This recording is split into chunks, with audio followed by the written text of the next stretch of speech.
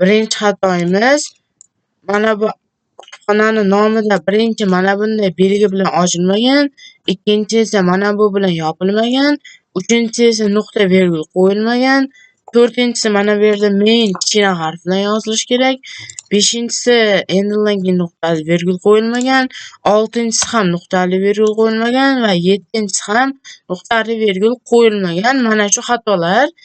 Endi bu ishlash kerak.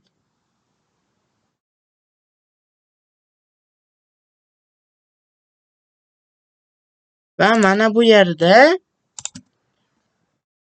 qo'sh tirnoqlarni ham olib tashlash kerak va undan so'ng mana bu 5 so'z yozilganini raqamga almashtirish kerak. Mana ishladi hammasi.